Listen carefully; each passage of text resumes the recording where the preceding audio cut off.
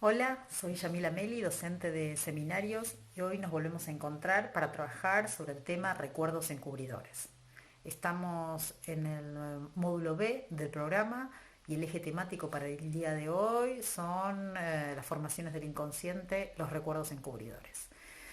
Para abordar el tema vamos a trabajar con dos textos de Sigmund Freud, uno de 1899 que se llama Sobre los recuerdos encubridores, el otro de 1901 que se llama Recuerdos de infancia, recuerdos encubridores. Bien, como siempre, comenzamos ubicando en qué momento del programa estamos. Estamos en el momento que denominamos el arte de la interpretación, es decir, lo que se considera con la interpretación de los sueños el momento fundacional del psicoanálisis, 1900.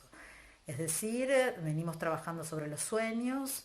Freud está produciendo un actor inédito en la cultura occidental, que es el psicoanalista, se termina despegando definitivamente de la medicina. También trabajamos en el espacio de teóricos sobre el inconsciente con el que trabajamos en este momento, es decir, el inconsciente dinámico, el inconsciente igual a reprimido. Hemos trabajado la conformación del aparato psíquico con la profesora Susie Epstein y desde hace dos clases venimos trabajando sobre la temática de los sueños. Eh, Vamos a enmarcar la clase entonces en algunos ejes y en principio les propongo pensar eso, de dónde venimos, para ir situando hacia dónde vamos en el programa. Eh, Les decía, tanto que en el espacio de seminarios como en el espacio de prácticos estamos trabajando sobre la temática de los sueños.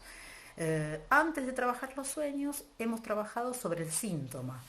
El síntoma lo trabajamos en su contrapunto, a partir del contrapunto entre las psiconeurosis y las neurosis actuales. Y ubicamos allí que en la psiconeurosis había un mecanismo psíquico, la defensa, de allí el nombre de neuropsicosis de defensa. Y efectivamente trabajamos la operatoria de la defensa. De allí nos fuimos a trabajar sueños, ubicando una relación entre los sueños y los síntomas desde el vamos, diciendo que los sueños son los síntomas de las personas normales.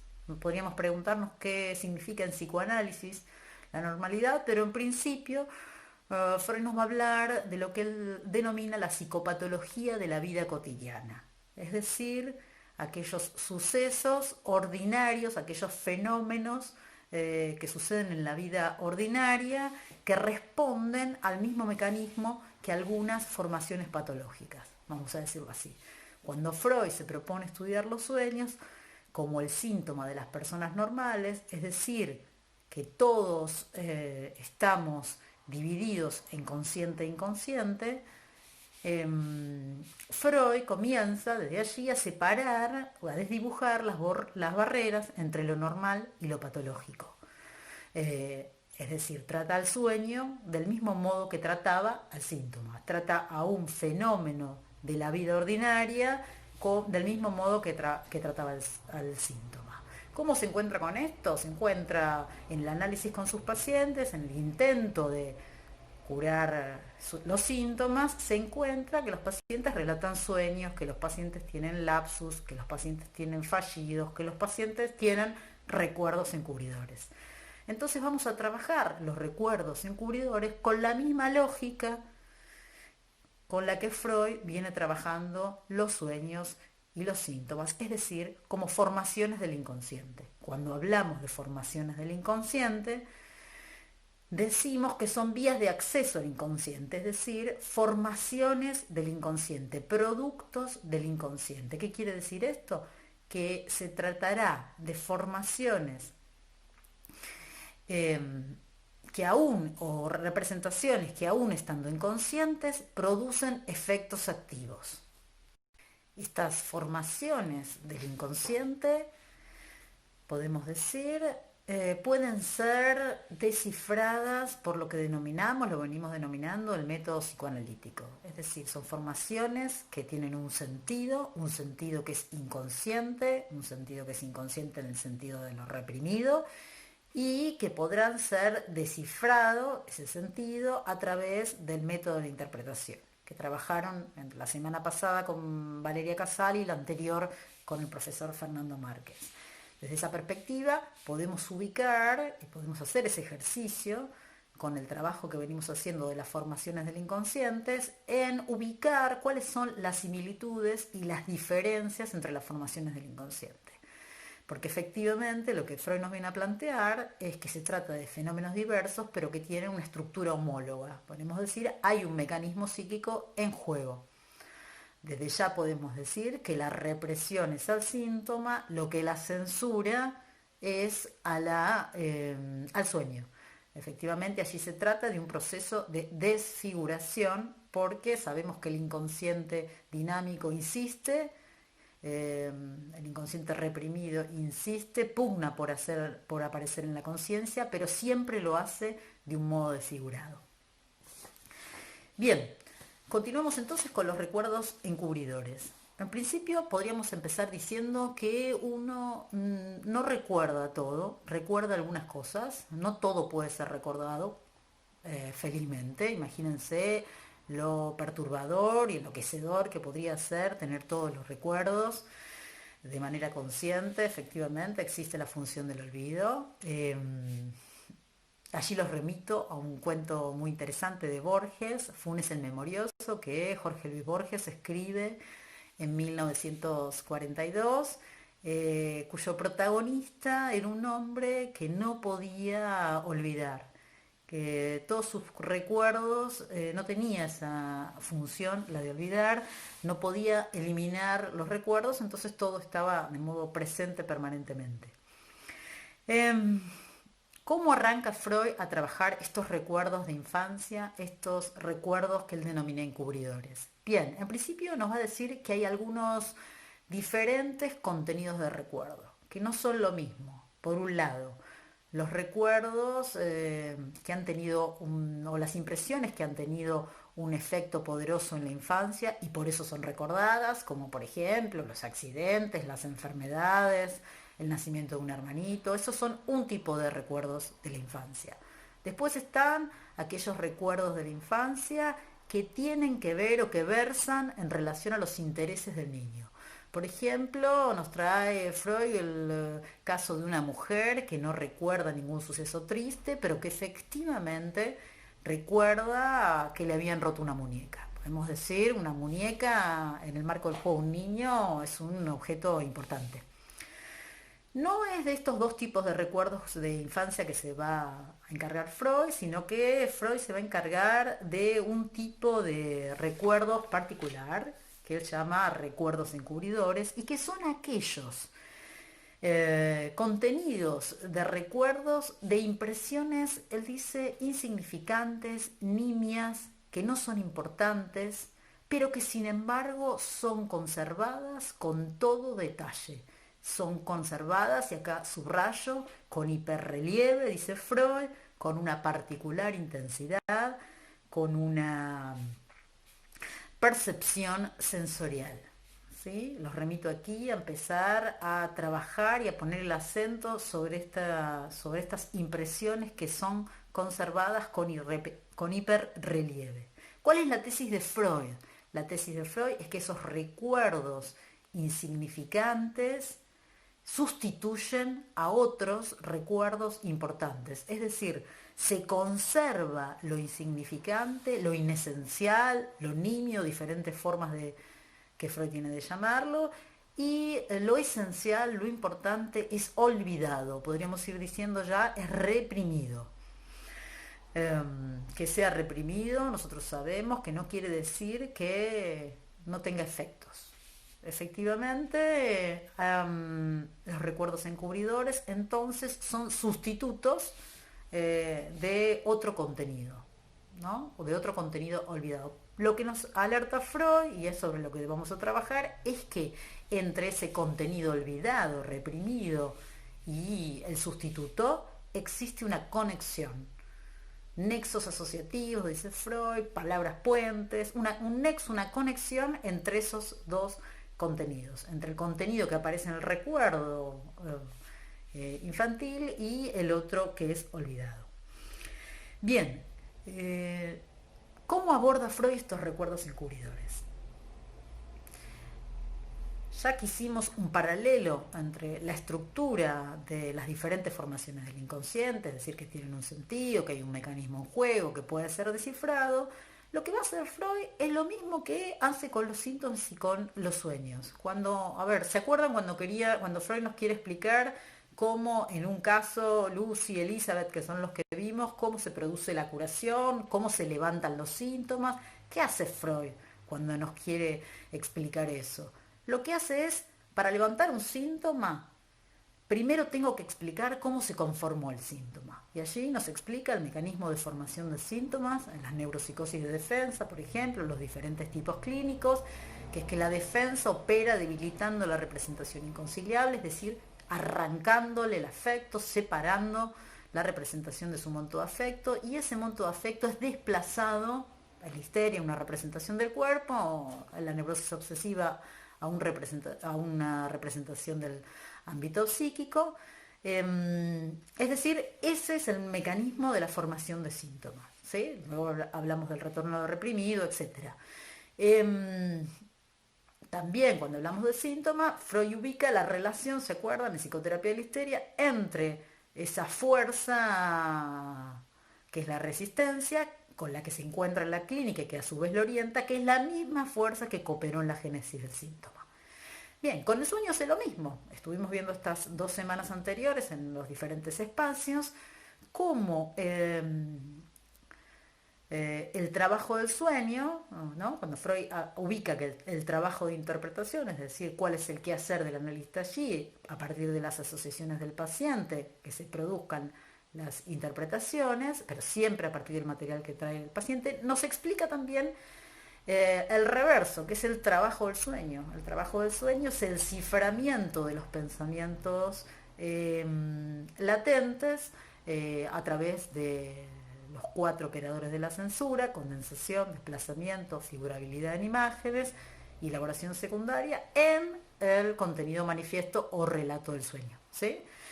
Eso es lo que venimos trabajando, es decir, siempre que Freud se propone abordar el tratamiento de los síntomas o del sueño por el método, a través del método psicoanalítico, lo que primero hace es explicar cómo se conforman. Lo mismo va a hacer con los recuerdos encubridores. ¿De qué se trata este mecanismo de formación de los recuerdos encubridores? Freud va a recurrir a la analogía, lo pueden ver en el texto, con el paralelogramo de fuerzas, que es un modelo físico. Lo que dice Freud es que hay 2 fuerzas psíquicas que participan en la conformación de los recuerdos encubridores.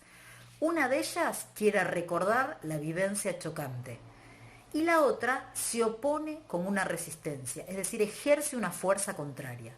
Estas 2 fuerzas, como verán, tienen tendencia contrapuesta, se contraponen, es decir, se produce un conflicto.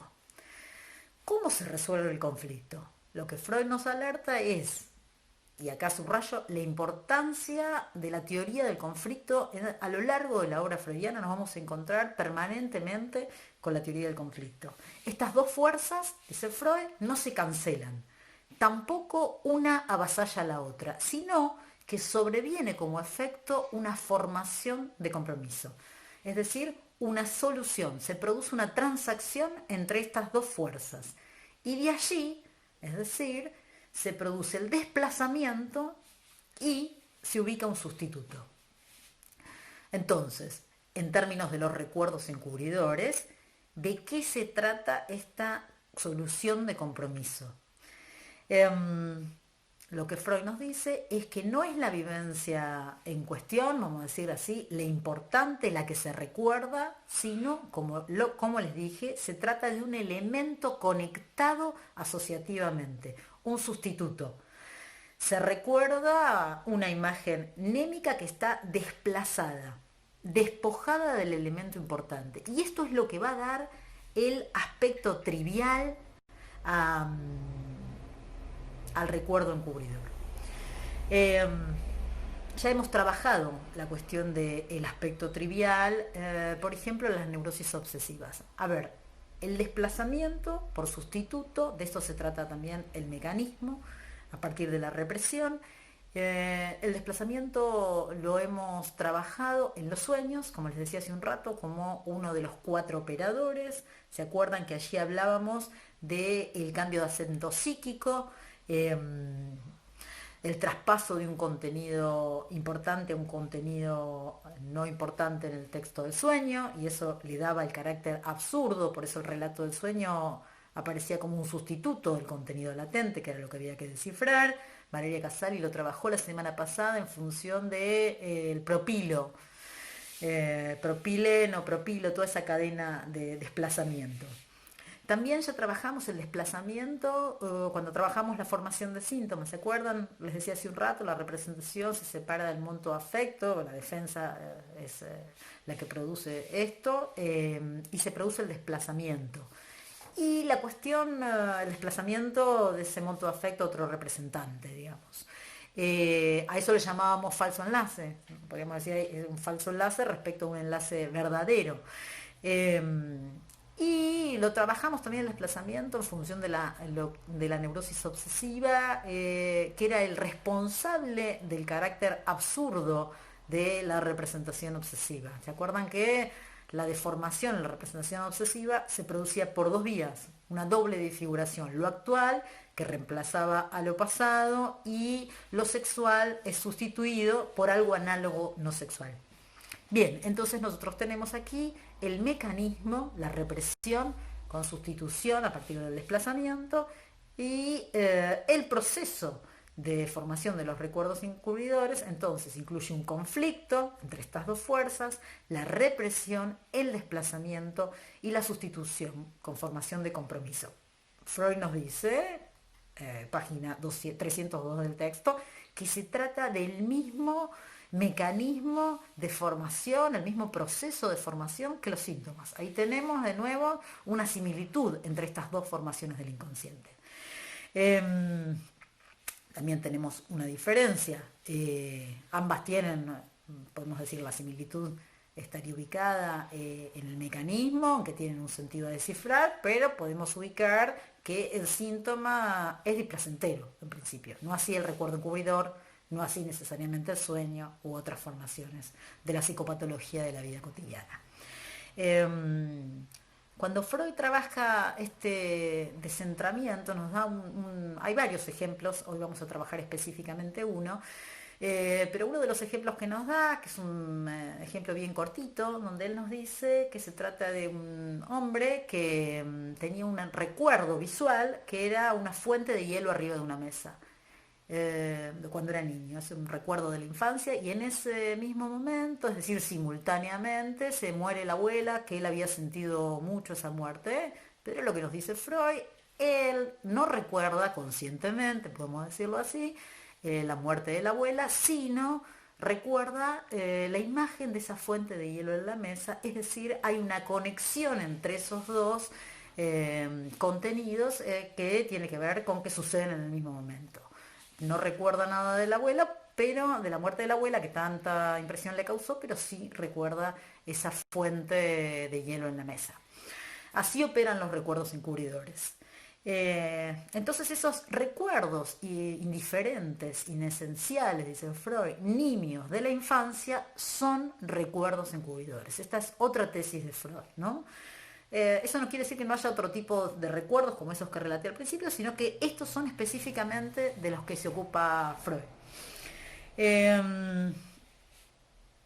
Entonces, en algún sentido, un recuerdo encubridor es también un olvido. Se trata de un modo de recordar y de un modo de que aparezca ese contenido olvidado, desfigurado a través del desplazamiento con sustituto en el recuerdo encubridor. Bueno, ahora vamos a pasar a trabajar un recuerdo de Freud, es un recuerdo autobiográfico conocido en la literatura analítica como el recuerdo de las flores amarillas. que Freud trabaja en el texto sobre los recuerdos encubridores. Ustedes pueden leer allí el relato del recuerdo y la idea es extraer de este recuerdo algunos conceptos, algunas ideas o dejarnos enseñar por este recuerdo encubridor de Freud en función de lo que estamos trabajando.